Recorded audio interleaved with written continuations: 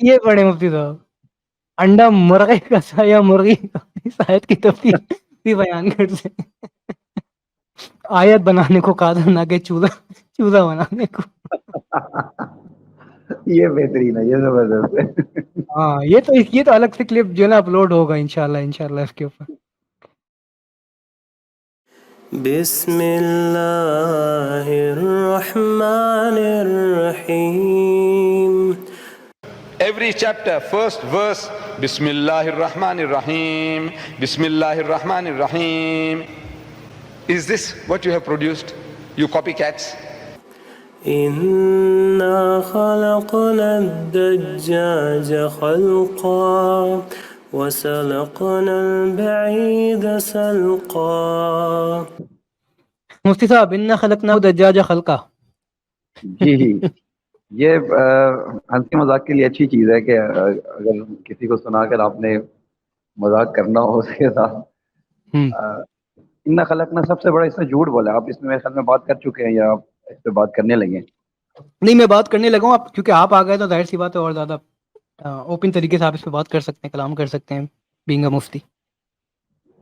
جی آپ کی آواز کٹ گئی تھی۔ جی میں کہتا میں بات کرنے لگا تھا، اتنی دیر میں آپ نے انٹری ماری اور میں نے کہا کہ بس بہترین بندہ آ گیا اس پہ کلام کرنے کے لیے، تو نہیں آپ کنٹینیو رکھیں، انشاءاللہ اس پہ بات کریں اچھا آپ۔ بس ٹھیک ہے، ہم ساتھ ہی انشاءاللہ اس کو کنٹینیو کرتے ہیں۔ آپ نے ایک بڑی اچھی بات کی کہ سب سے پہلے تو اس نے بلنڈر یہ مارا ہے، کہا ہے کہ انا خلقنا الدجاج خلقا۔ اب یہاں پہ دو باتیں آتی ہیں۔ وعلیکم السلام ورحمۃ اللہ وبرکاتہ۔ یہ مرغی کا بچہ تھا جو انڈے دیکھ کر مرغی بنا ٹھیک ہے، اچھا جی۔ اچھا یہاں پہ دو باتیں آتی ہیں۔ پہلا تو یہ ہے کہ مفتی صاحب اس نے جو اپنا جو صورت بنائی ہے، اس کا آغاز کیا ہے بسم اللہ الرحمن الرحیم سے۔ تو پہلے یہ کہہ رہا ہے، مطلب یہ دعویٰ کر رہا ہے، یہ بحیثیت ایتھیسٹ دعویٰ کر رہا ہے کہ یہ چیزیں خدا کی طرف سے آئی ہیں۔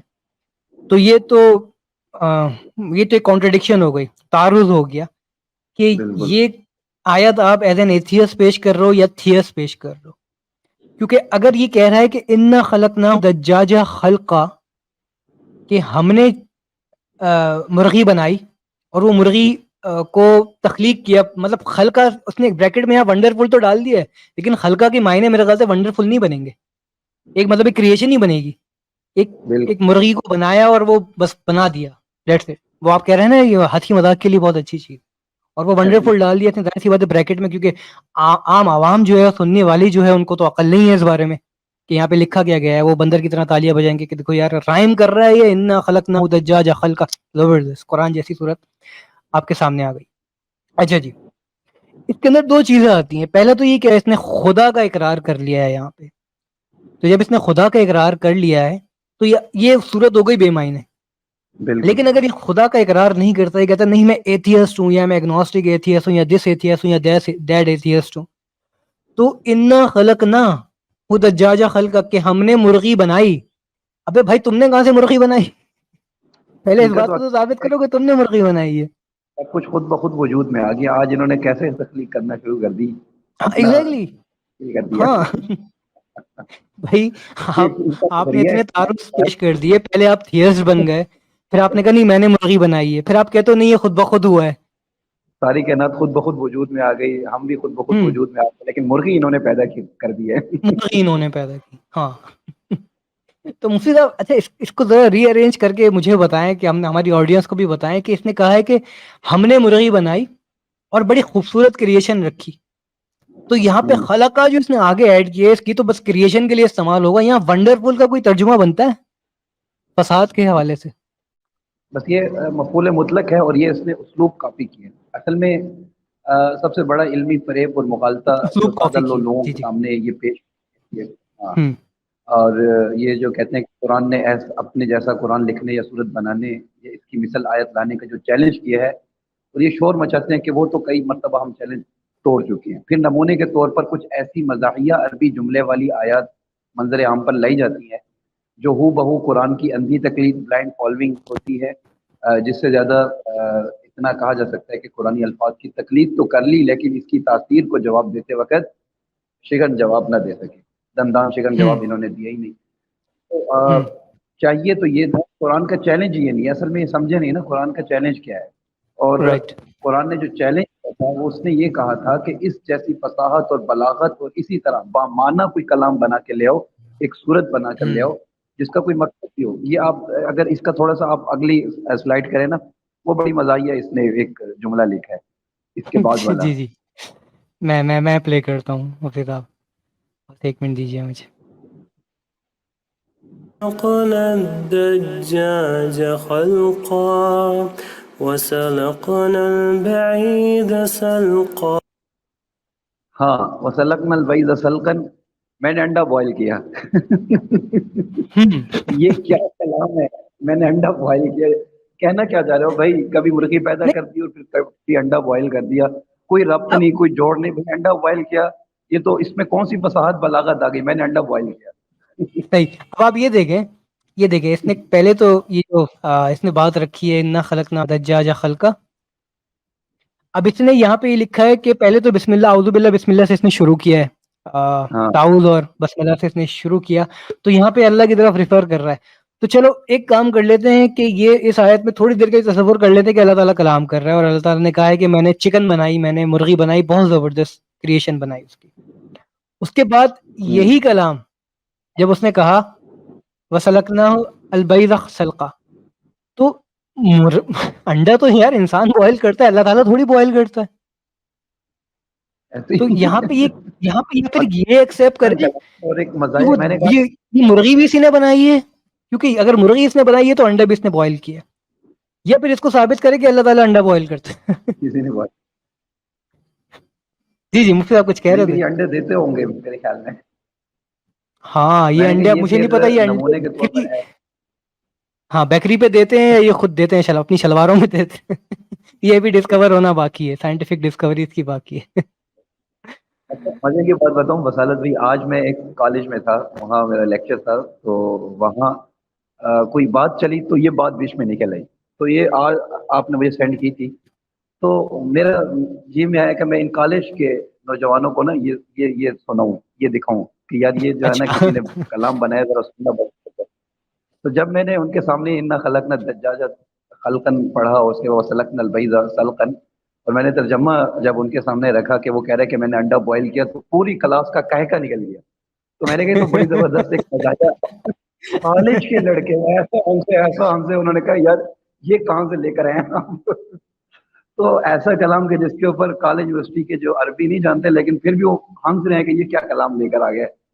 تو جو عربی جاننے والے ہیں ان کے لیے تو ایک بہت بڑا ایک مزاح کی چیز ہے، ایک تفریح کی چیز ہے کہ یہ بھی دیکھ لیں کہ نمونے کیسے کیسے منظر عام پر آتے ہیں، یا پھر قرآن کو چوری کر رہے ہیں، یا پھر پوری آیتیں کاپی پیسٹ کر رہے ہیں.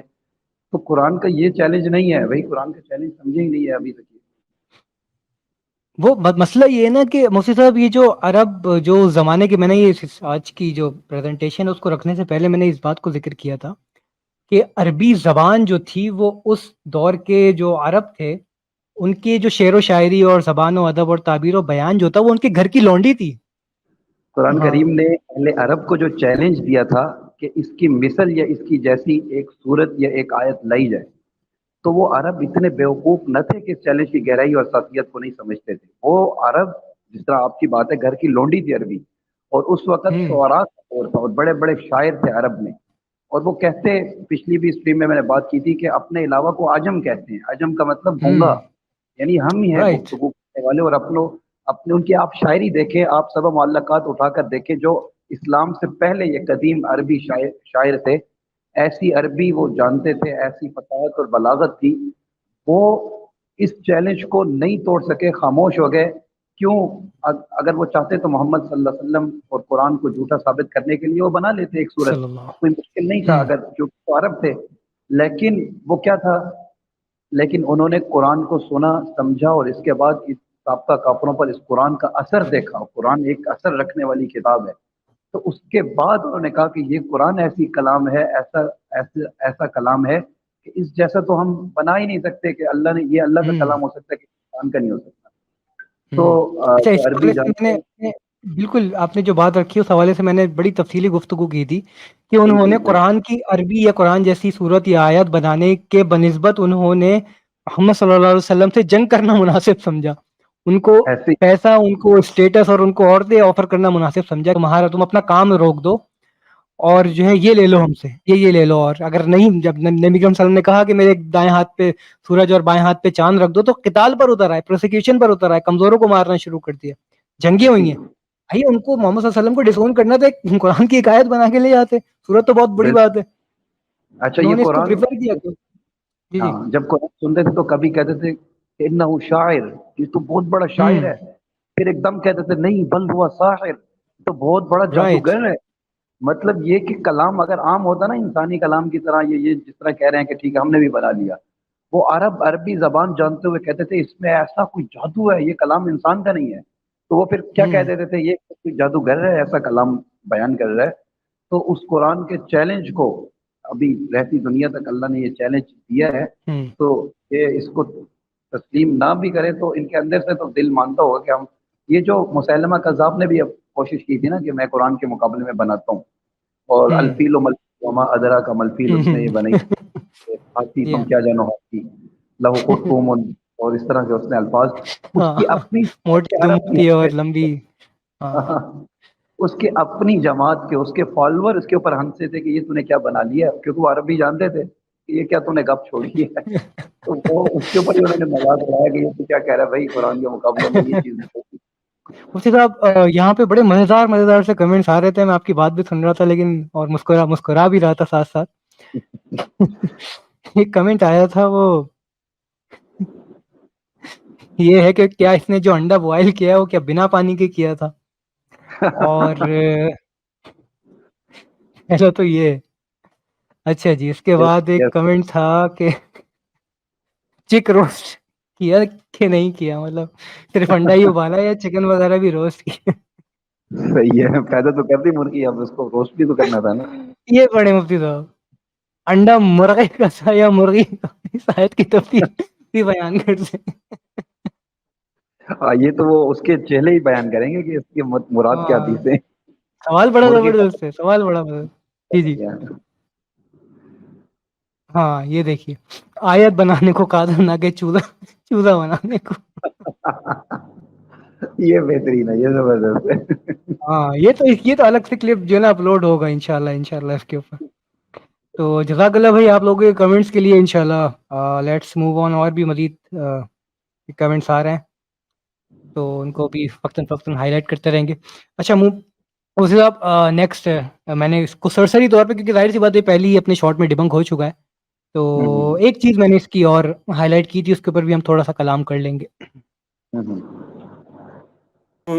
جنات تجری من تحتها الانہار، لہم جنات تجری من تحتها الانہار، قرآن سے اٹھا لیا اس کو، پوری قرآن کی آیت اٹھا کے رکھ دی. Is this what you have produced, you copycats? یہ شیخ احمد دیدات تک ناراض ہیں ان کی ان حرکتوں پر. کاپی کیٹ نہیں، کاپی مونکی کہیں ہے. صحیح ہے. اچھا اسی کے وزن پہ یہ آیت دیتا ہے لہم جنات تجری من تحتها الانہار کے وزن پہ. یہ آگے کہتا ہے وصنادق مسکین وراقصات بلا خمار. مفتی صاحب I don't know about you, لیکن مجھے مطلب جب یہ میں نے یہ حصہ پڑھا ہے نا، یہ مفروضہ پڑھا ہے، اس کو پڑھ کر میں اگر بہت ہی شائستہ زبان میں کہوں کہ اس نے عربی فصاحت اور بلاغت کی جو والدہ اور ہمشیرہ کو وحدہما لا شریک لہما پہ پہنچا دیا ہے، ایک کر دیا. ہاں دونوں کو ایک کر دیا. تو میں غلط نہیں ہوں گا، آئی ایم سوری ٹو سے دس. مطلب یار چلے صحیح ہے، وسنا کو وسکی، ٹھیک ہے آپ نے صندوق ایسے رکھے ہوئے جس کے اندر وسکی جمع کی ہوئی، شراب جمع کی ہوئی، لیکن وہ کون سی رقاصائیں ہوتی ہیں جو خمار کے اندر ہوتی ہیں، جو آپ پروڈیوس کر رہے ہو کہ ایسی جنت میں ایسی رقاصائیں ملیں گی جنہوں نے خمار نہیں پہنا ہوا ہوگا. ابے الو کے پٹھے اور رقاصائیں ہوتی وہ ہیں جو خمار نہیں پہنتی, جو ننگی ہوتی ہیں, جو ننگا ناچ کرتی ہیں. کون سی ایسی ٹک ٹاک پہ رقاصہ آتی ہے یا آپ کے جو جتنے بھی پلیٹ فارمز چل رہے ہیں آج کل کہ جو خمار پہن کے جو, اچھا لفظ اس نے یہ بھی نہیں کہا کہ بھائی بکنی کے بغیر ہوگی یا اسکرٹ کے بغیر ہوگی یا ٹینک ٹاپ کے بغیر, خمار کے بغیر ہوگی. مطلب اگر یہاں پہ وہ تو لفظ شلوار جو ہے عربی زبان میں استعمال نہیں ہوتا, لیکن اگر یہ لفظ شلوار استعمال کرتا نا تب بھی بہتر تھا کہ وہاں کی رقاصیں بغیر شلوار کی ہوں گی. لابسات کے کچھ نہیں پہنا ہوا انہوں نے, خمار کا لفظ اسپیشل لیا نا, تو یہ تو بڑا عجیب سا ہے کہ وہ یا دوپٹہ کر کے بڑی جو ہے نا اس میں ادب سے آئیں گی. یہ بالکل ایسا ہے مفتی صاحب کہ اگر کوئی مطلب یہ بلاغت کو قتل کرنے کے مترادف ہے کہ کوئی شخص یہ کہے کہ بھئی ہم اللہ تعالیٰ فرض کریں, اللہ تعالیٰ قرآن میں یہ کہتا ہے نعوذ باللہ ثم نعوذ باللہ کہ ہم تمہیں جنت میں پانی پلائیں گے جو گیلا ہوگا. کتنا بے تکا کلام ہے یار, یہ پانی تو ہوتا ہی گیلا ہے. تو اتنا رقاصائیں ہوتی بغیر خمار کے ہیں. جی عقل کا جنازہ یہاں سے نکل گیا بسالت بھائی, عقل کا جنازہ. ہاں بالکل بالکل, اور شکر ہے خمار لکھنا, اس نے ہمار نہیں لکھا ہے کو رائم کرنے کے لیے. ایسے ہی ہے یہ جو ہے نا. بہرحال یہ تھی انصاف کی کامیڈی. اچھا انشاءاللہ اب ایک آخری جو صورت بنائی ہے یہ ایک عرب نے بنائی ہے, یہ بھی میں نے اس کی ڈیٹیل بھی آپ کو سینڈ کی تھی. آيات الله حمتني غمرتني بالبركات تحفظني من همزات الشيطان ومن زلاتي. آيات الله حمتني غمرتني بالبركات تحفظني من همزات الشيطان ومن زلاتي.